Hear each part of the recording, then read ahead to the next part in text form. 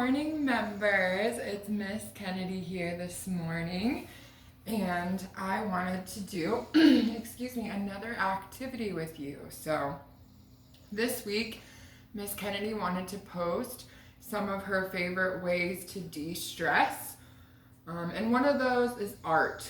So I really love doing art and expressing myself, and I'm a big fan of abstract art. So if you feel like you're the type of person like Miss Kennedy who isn't the greatest visual artist or can't really draw or illustrate, that's okay, because there's still tons of ways to do art therapy and to do art and express ourselves. So today I'm going to be doing a flow art, and there's a lot of different ways to do the flow art. I'm going to be doing it in the most cost-friendly way. So this may not be the best way to do it, but I'm going to do it the most cost-efficient. So some things you'll need are a red cup, or any kind of cup really. I'm using a plastic one that I rinse out each time and reuse. So any kind of cup that you don't mind getting paint in. You'll need some just basic glue. Maybe like a stir, something to stir around. I use the end of an old paintbrush. And then you want a couple different paints. So I'm using acrylic paint. You can use any type of paint. Like I said, I'm doing the cost-friendly one. So I have acrylic in my house, so that's what I'm gonna use. I don't really know if watercolor would work that well for this. So if you have acrylic, that's what I would recommend. But you can also just experiment and try out other kinds of paint. And then you want to pick out like 3 to 6 base colors that you want to be in your painting. So I'm going for more of a summer vibe, so I'm going to do a yellow, like some purples and pinks. I'm going to do an orange and a blue. So you do want to have colors that kind of go together, but also a color that will stand out. So I have like darker shades and lighter shades, so that way my lighter shades can shine through the darker shades, right? So those are the materials we're going to need, as well as in a canvas or a piece of paper. Something thicker probably works better. This is just an old canvas I have that I'm going to cover up because, you know, everything's temporary and I'm not that attached to this painting. So I'm just gonna pour over it. So first thing is we have our cup. We're just gonna put a little bit of water in it. So I put just about up a little below the first line on my cup. You don't wanna have too much water, but you wanna have enough water that it'll mix around nice and easily. So you don't want the mixture to be too goopy. So once we have our water, we're gonna take our glue and we're just gonna squirt a little bit of glue in there. And this is what's gonna create that flow effect in our painting. So different people use what they call flow mediums and other things. I use glue because it's cheap and it works pretty well. So again, just put the glue in there. I like to do a couple squirts, and then you're gonna take your paintbrush and you're gonna mix it up. So like I said, you still want it to be pretty liquidy, but you wanna have that glue in there. So I'll come and show you all. And I just have my water and my glue. I'm gonna add a little bit more glue, and this is all for fun and it's an experiment. So it might not come out exactly how you want it the first time. I've played with this and experimented with it a lot of different times. So I'm just adding a little bit more glue. I might have had too much water in this one, but hey, it's okay. We'll see how it turns out. Awesome. And then what I'm gonna do is I'm going to start to just layer my colors on top. So I'm gonna start with yellow, because that's the color I want to really shine through. So I'm just gonna make sure my paint is shooken up. And this one is not necessarily a squeeze bottle, so I'm gonna have to be a little more careful. Oh, is this a new bottle? And then I'm just gonna start to layer it. So I'm just gonna squeeze a little bit of yellow in there. And then I'm just gonna start to layer the colors one on top of the other. There's different ways to do it. This is the way I like to do it. And then you can layer as many colors as you want. And you'll start to see in your cup that the colors kind of separate and look pretty cool.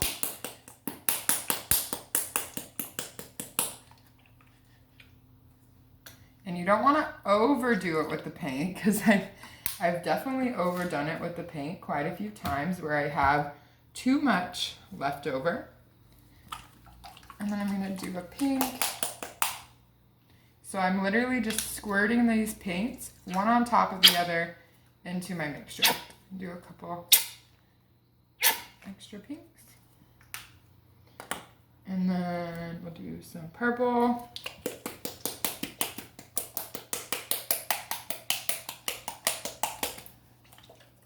And you can notice one thing I need to mention is I have something down on my floor, a piece of plastic, because this is a messy art project. So you want to make sure that when you're doing this, you have something underneath your floor. All right. So I think my colors are good to go.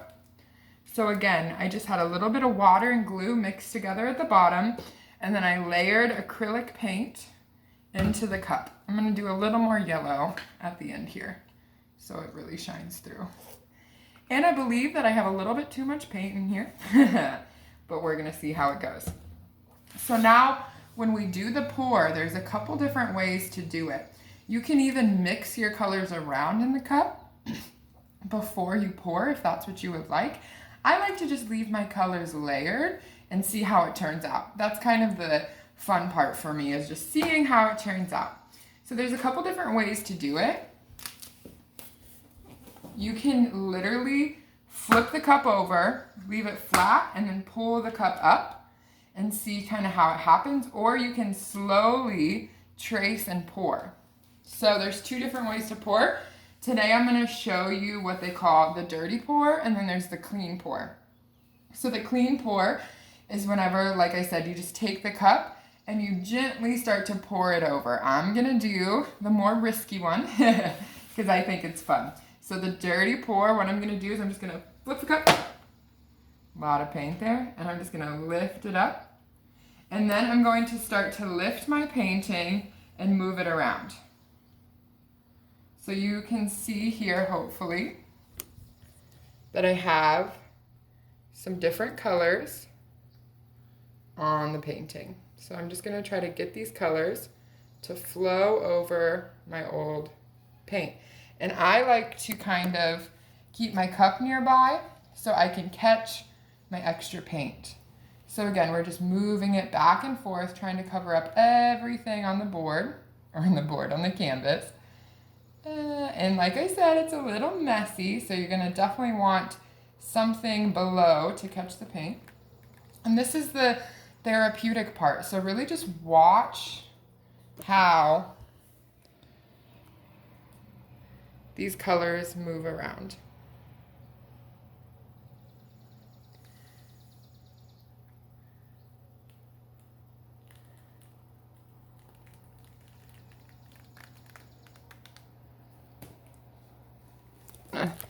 Set my camera a little different angle. There we go.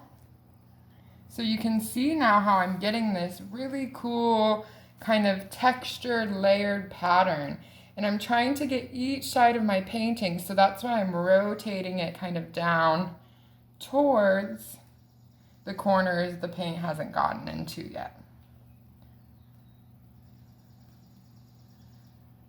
And then we just have one more corner I want to fill up here. And if you feel like you still have paint in the cup, something I like to do is just pour in the corners maybe I missed. And then you can see how that adds an even cooler kind of layer and texture to it. And then this is our ending project.